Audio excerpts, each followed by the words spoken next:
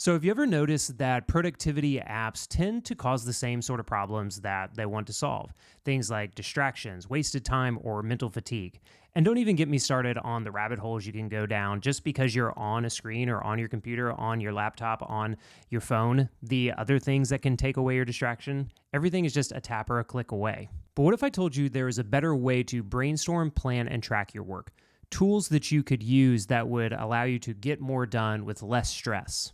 So I've been using these 5 tools for a number of years to make serious progress on the goals and the work that matter the most to me. But it's not just me talking about this anecdotally. The biggest tech companies in the world use these same tools to stay productive and focused, even while they build software that actually is made to distract us from other things and to keep our attention on the screen and on their apps.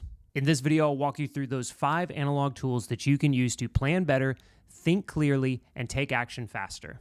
We'll start with this really simple, powerful tool that I use before I even touch a to-do list or my notebook. And by the end, you'll see how all of this comes together to form a powerful analog productivity system. All right, let's start with tool number 1. It's probably on your desk or somewhere in your house and office right now. I'm talking about the humble sticky note. Now, I use sticky notes every day, but the one thing that I always use it for is to write down my number 1 goal or task for the day. This aligns perfectly with my GAP method, and it allows me to stay on track and stay focused on the goals and the projects that are going to drive my life and drive my career forward. What the sticky note does is it creates a visual anchor that cuts through the noise. So even if my bullet journal is tucked away, I can still look up and see that sticky note stuck to the monitor or stuck somewhere in my office that provides that cue of reminding me, for better or for worse, this is the thing that you said was most important to do today. Okay, now that you are locked in on your number 1 goal with the sticky note, let's go ahead and shift to a tool or maybe tools. I smuggled one in here on you. Something that you're all going to be familiar with, but it's the number 1 thing that I use to keep track of my tasks and projects every single day. I'm talking, of course, about my bullet journal. Now, this could also be field notes. This could be any notebook. It could really be any kind of paper system, like an analog card or just a note card that you're using. But I like to use it for brainstorming, for writing down notes, jotting down ideas. I plan out all my YouTube videos in a bullet journal. And the other thing that I've really started to like to use it for, again, is habit tracking and time tracking. Habit tracking I do just to give myself that, momentum, that belief that I'm pursuing the things that matter the most to me. And then time tracking, and I have videos up about both these topics, but time tracking also helps me stay aligned of knowing these are the things that matter. This is what I'm spending. This is how much time I'm spending on each one. And consequently, kind of vice versa, I guess, on the flip side, that if I'm spending a lot of time on things that don't matter as much to me, things that I have stated as, okay, this isn't a high priority, then I get to see that. Okay, the third analog tool that you're going to want to use, and this is one might be a little bit harder to procure or use, but it's a whiteboard. But what I like to use it for is visual mind mapping, for kind of getting a timeline of a project down. I'll also use it for just quick ideas that I want to keep, like the sticky note, a little bit more front and center. Is while I love using the notebook, that is something that is closed quite often, or it's not necessarily directly in my visual field. The sticky note right there, the whiteboard right there. And anytime I'm coming into the office, I'm seeing those things like, hey, here are the 5 analog tools that I love using. Here are other YouTube ideas. If there are other tasks, sometimes I'll just toss them onto that board, especially if they're not things that I have to do right away. Okay, I've given you 3 very tactical task management based tools to use so far. But all of that to-do energy needs some structure. It needs some boundaries. And that's what we're going to talk about with this next tool. Because how many of you have sat down to work, you even have a clear idea of what you want to do, but all of a sudden 2 hours have gone by. Now, sometimes that can be a really good thing. If you get into the flow and you just start working for 1, 2, 3, 4 hours or more, that can feel really good.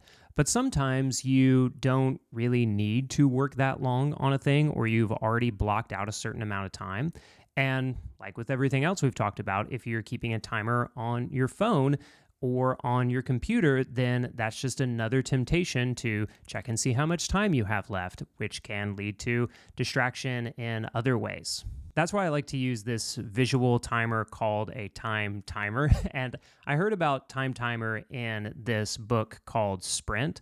It's by Jake Knapp and John Zaraski, and they talked about using this tool when they would do design sprints at tech companies. Again, lots of sticky notes, lots of whiteboard sessions at these, very inspirational to me, as you can tell. But the other thing that they talked about was using this time timer. And all you do is turn it and you see represented in red the amount of time that you have left. Now, I have an hour-long time timer, and so one of the things that I'll often do is create a mega Pomodoro type of work block. Normal Pomodoro technique is 25 minutes of work, 5 minutes of break. I can go a little bit harder than that. I'm not saying I'm special. I probably do get distracted a little bit right in there, have to take a little mini break. But what I like to do is work for about 45, 50 minutes and then take a break for 10 or 15 minutes. So I go hour by hour throughout my day, focusing on these Pomodoro chunks. And I can track them and keep an eye on them easily and visually without having to mess with my phone or even my Apple Watch with the time timer. Now, sometimes progress isn't as linear or as pretty as we want it to be. You make some mistakes, you write down the wrong thing, you go outside of your time boundary. And this last analog tool is actually 2 tools, so forgive me for smuggling one in here. Maybe I should have said 7 tools, but they basically serve the same purpose. And that is a Presto whiteout pen and this cool sticky paper tape. And I like using both of these mainly in my notebook, but I can also put them on a sticky note. And I also use the Presto pen to sign my name on stuff or draw things on my phone case. So a little bit of fun right there. But both of these tools are really great because they allow me to just kind of cover up some of the mistakes that I've made. And granted, mistakes are normal, but it is cool to use these couple of fix-it tools that are analog, like an analog Band-Aid for my analog tool. So that one is maybe not quite as productive, but especially the Presto pen, it's among, if not the most fun tool out of this group. I recommend you getting one, even if all you do is draw on some things that aren't supposed to actually be drawn on, because it's kind of fun and it's a way to customize things that are personal to you. These tools aren't just productivity hacks, it's a mindset shift. It's saying to yourself, I don't have to stare at a screen all day in order to do the things that are most important. I can almost promise you that if you start to use and stick with these analog tools, you'll find that you're thinking more clearly, you're getting more done, and you go in to your digital workspace with more intention and clarity, which allows you to get more work done in less time with less stress. If you like this video, make sure you check out this one, which tells you more about the gap method of planning that I use for each week. It's a totally analog system, and I know you're going to love it. Thanks for checking it out right here.